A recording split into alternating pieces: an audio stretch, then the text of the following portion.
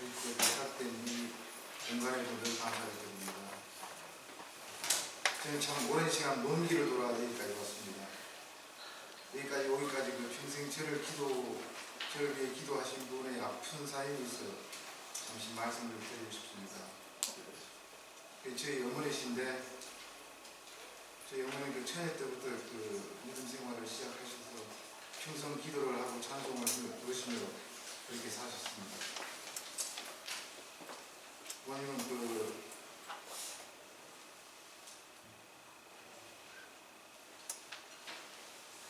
어머님 생각이 좀 마음이 너무 떨려서 제가 말씀을 그렇습니다. 어머님은 그 글을 배워본 적도 없었는데 하나님께서 오직 그 성경을 읽히게 하시기 위해서 글을 배우시고 그렇게 평생을 성경을 읽으면서 그렇게 사셨습니다. 저도 초등학교 때는 한동안 어머니를 따라서 예배를 보러 교회를 다니곤 했습니다.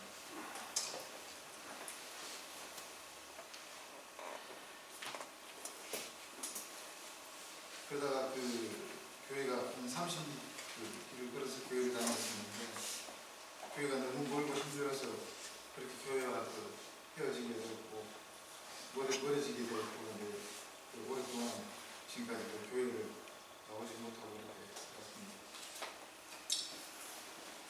그래서 제가 교회가 무너지고부터 얼마 지나지 않아서 어머님들은 큰 시련이 생겼었는데 제가 중학교와 고등학교 다니는 고를 나이였었는데 어머니는 2년 사이에 장성한 아들 둘을 잃는 그런 큰 시련을 겪게 됐습니다. 한 분은 군대에서 돌아가셨고 한 분은 병으로 돌아가셨는데 어머니는 그렇게 두 아들을 먼저 보내고는 힘겹게 하루하루를 살았고 모르게 눈물로 세월을 보냈습니다.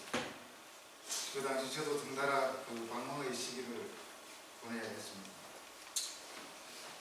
제가 조금 나이를 들고부터는 자식을 잃는다는 게 어떤 아픔인지 조금은 이해를 하고 있게 되었습니다. 어머니는 그렇게 두 아들을 가슴에 묻고 살았지만 그래도 끝까지 견딜 수 있게 해준 것은 그런 믿음이 아닐까 그렇게 생각하고 당시에는 제가 교회를 다니지는 않았지만 어머니를 지켜주신 그 믿음만큼은 늘 감사하게 생각하고 있습니다. 이때부터 저희 어머니의 기도는 간절함으로 바뀌었던 것 같습니다. 남은 자식들 믿음으로 인도하기 위한 그런 절박한 그런 거였던 것 같습니다. 다행히 시간이 지나자 어머니의 기도는 하나님께서 들어주셔서 남은 형제들 중에서 비록 형님 두 분과 누님은 오랫동안 교회 믿음 생활을 지금 하고 계시고 지금까지 잘 하고 계십니다. 그리고 믿음으로 인도하신 어머니를 항상 자랑스럽게 생각하고 있습니다. 어머니는 생전에 그렇게 형제들이 한 명씩 믿음으로 인도되는 모습을 보면서 너무나 기뻐하시죠. 또 의도하지는 않았지만 며느리를 3명 맞았었는데 우연히 3명 모두 믿음을 가진 사람을 보내주는 그런 축복까지 받으셨습니다. 그리고 현숙자는 며느리 중에 한 명이 막내 며느리가 됩니다. 현숙자면 부인을 말하는 거죠. 그런데 믿음을 가진 그런 사람들을 보내주시지만 가족들 중에서 오직 저만 믿음에서 벗어나서 지금까지 살아왔습니다. 저는 어머니가 두 아들을 먼저 보내야 하는 것을 보면서 더욱 믿음을 가지기가 힘들었지 않나 그렇게 생각을 합니다.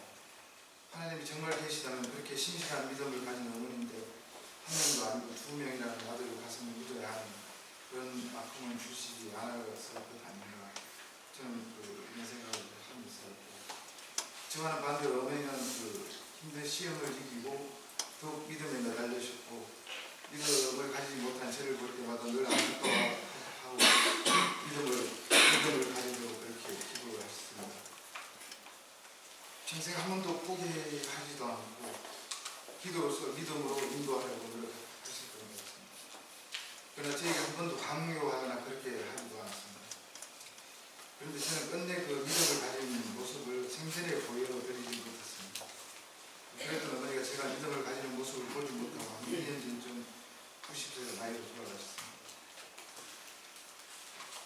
그 숙제를 못 끝낸 그 아이처럼 그렇게 가슴이 막내 아들이라는 어머니를 하나 안고 있는 것이죠. 저는 어머니가 돌아가시고 딱 1년 뒤부터 이 사람들 교회를 나오게 되었습니다. 홍춘중학교에서 첫 예배를 드릴 때였습니다. 제가 그 잠시 어릴 때 다녔던 그 교회를 거의 한 45년 만에 용기를 돌아서 오게 된 셈이었습니다. 이때는 제가 하던 일이 많이 힘들었고 정신적으로 아주 약해져 있을 때였습니다. 그럴 때 뜻하지 않게 이제 그 믿음을 가져야 되는 제가 그랬다는 생각이 문득 들게 되었고, 무엇보다 그 생각은 무엇보다 그 어머니의 생전의 어머니의 간절한 기도의 뜻이 아닌가 그렇게 생각을 하고 있습니다. 비록 교회를 나오긴 했지만 그게 다는 아니었습니다. 삶 공부를 시작해서도 너무나 많이 힘들었고 정말 간신히 그 생명의 상태를 누렸습니다. 개인적으로 많이 힘든 상황이 겹치면서 제 능력으로 풀어지지 않는 그 문제들로 실험을 하면서 그러고 있을 때였기 때문입니다. 옆번이가 그 삼부를 포기하고 싶은 생각도 많이 들었고, 오히려 그 삼공부보다도 사는 것 그 자체에 대한 회의감이 들 정도로 참담할 때였습니다. 그러다 문득 이건 아닐 수도 있겠다 싶어서 혹시 하나님이 풀어주실 수 있지도 않을까, 처음으로 그 하나님이 제 손을 잡아주셨으면 하고 기도를 하게 되었습니다. 삼공부 당시 저는 그 삼공부 주제가 있는 주님이여 이 손을 꼭 잡고 가소서, 약하고 피곤한 이 몸을 하는 노랫말을 정말 너무나 간절하게 와닿았습니다. 저는 이 노랫말을 오랫동안 대표해 불렀습니다. 정말 하나님이 계신다면 이럴 때 제 손을 잡아주셨으면 하고 싶었습니다. 그리고 주님이여 이 손을 꼭 잡고 할 때마다 왜 그렇게 서러운 생각이 많이 드는지, 내가 지금까지 뭘 그렇게 잘못 살아온 건지 정말 답답했습니다. 그러면서 이제 내가 진정 하나님을 만나고 믿고 따라야 할 때가 된 것인 그 당시에 깨달았습니다. 아마 그 당시 그 하나님은 그 기도의 응답은 이루셨지만 저희 손만은 잡아주시지 않았나 그렇게 믿고 있습니다. 그런데 참 많이 안타까운 것은 그 조금만 더 일찍 어머니가 살아계셨을 때 믿음을 가지는 모습을 보여드렸으면 얼마나 좋아하셨을까. 그 소원을 들어주지 못한 것이 후회가 되고 참 많이 마음이 아픕니다. 요즘도 힘들 때마다 그 어머님 생각이 많이 떠오릅니다. 그래서 오늘 제가 세례를 받음을 가장 기뻐하실 분도 천국에 계시는 그 어머니가 그렇게 생각이 듭니다.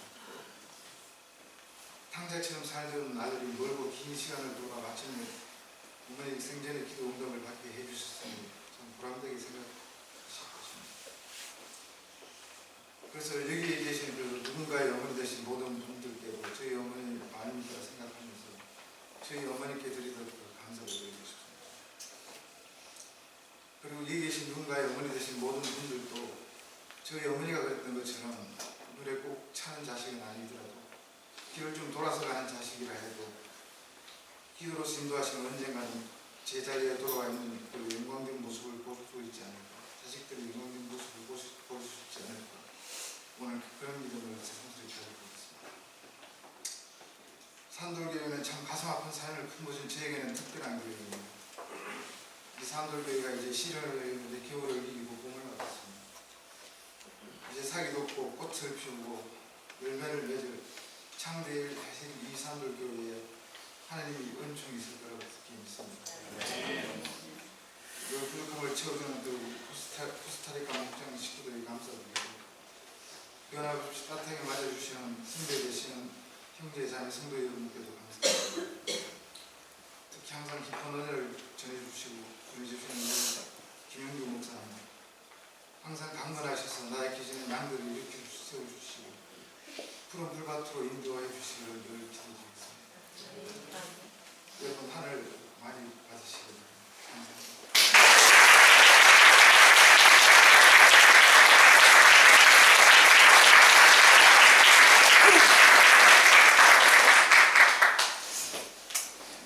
오늘 순서를 좀 바꿔서 본문은 설교 끝나고 하겠습니다.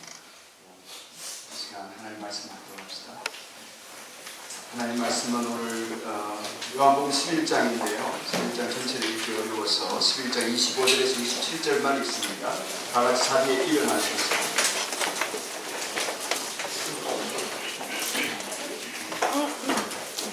요한복음 11장 25절에서 27절. 원래 본문은 1절부터 44절까지인데 25절, 26절, 27절 세 절만 있습니다. 다 같이 읽습니다. 시작. 예수께서 마르다에게 말씀하셨다. 나는 부활이요 생명이니 나를 믿는 사람은 죽어도 살고 살아서 나를 믿는 사람은 영원히 죽지 아니할 것이다. 내가 이것을 믿느냐? 마르다가 예수께 말하였다. 예, 주님은 세상에 오실 그리스도이시며 하나님의 아들이심을 내가 믿습니다. 아멘. 앞뒤 좌우에 있는 분들에게 부활절에 그 기쁨을 나누면서 하늘 복 받으세요 인사합시다. 하늘 복 받으세요.